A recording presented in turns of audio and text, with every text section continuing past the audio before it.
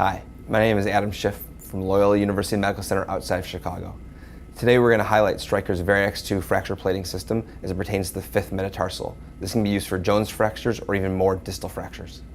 So for this procedure, we'll highlight the Stryker VariAx2 fracture plating system as it relates to the fifth metatarsal. This can be used for Jones fractures if you were to elect to plate a Jones fracture, or for more distal shaft or even distal fractures. The plate comes in both a straight and a Y variety. Here we're going to use the Y plate, which looks like this, which would allow for 2 screws in different planes. So we make a standard lateral or slightly dorsolateral approach to the fifth metatarsal. There's not much here in the way until you start reaching peroneus brevis tendon. Of course, there sometimes are some branches of sternal nerve that will come at the most proximal aspect of the incision, but we should be distal to that.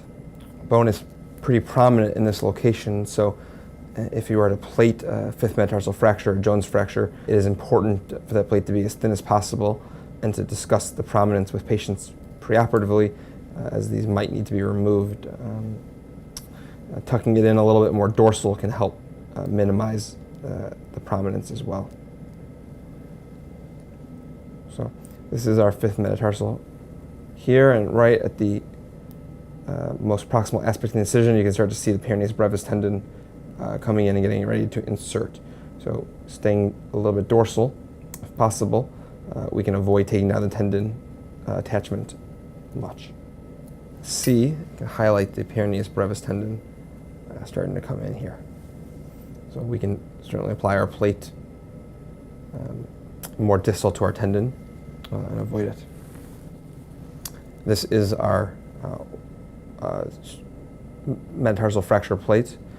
The Y version, which allows for additional screws proximally if there's a small segment available. Once we have our plate positioned the way we want, we can use olive wires to provisionally fixate our plate and also help contour it slightly. The olives go in a screw hole, and the olive on the wire can actually serve as similar to a screw head and help contour your plate.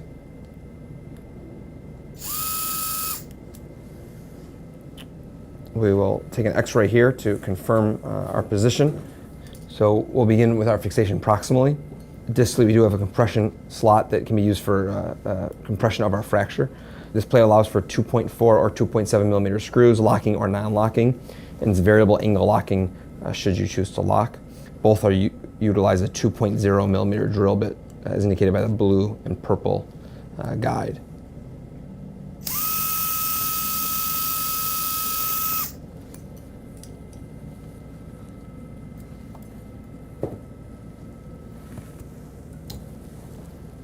Measure our screw length. Good, excellent. Bite on that screw. I'll go and place another screw on our other side of our Y.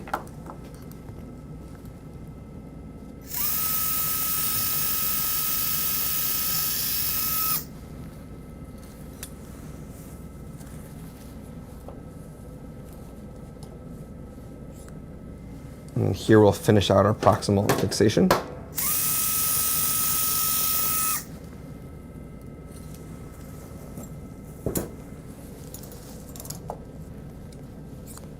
These plates come in a variety of lengths from 2 to 7, but that counts after the 3 screws for the Y. So this would be a 3-hole plate here. So you can achieve fixation all the way down the fifth metatarsal if the fracture is more distal or more shaft. Good. All right. We'll now use our compression ramp. If we want to compress, again, this is used so that the arrow points towards our osteotomy or fracture site to allow compression.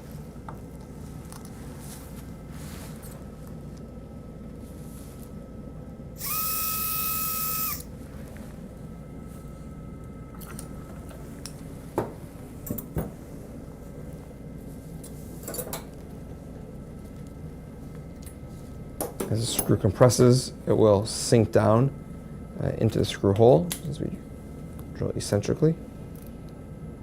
An excellent bite. We'll pull our olive wire out and we'll achieve our last distal screw.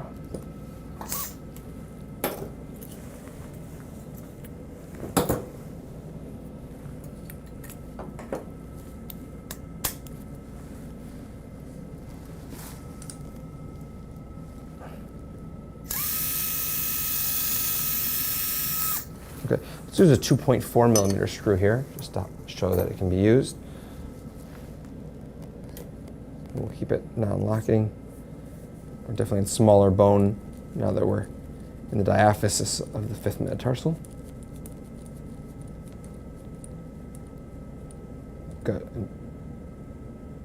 Good bite there. We'll just ensure that all of our screws are down.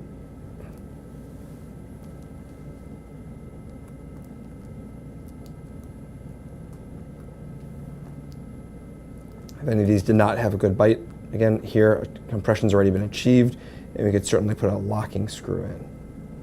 Okay. We'll use fluoroscopy to confirm we like our plate position and our screw lengths, and you're done.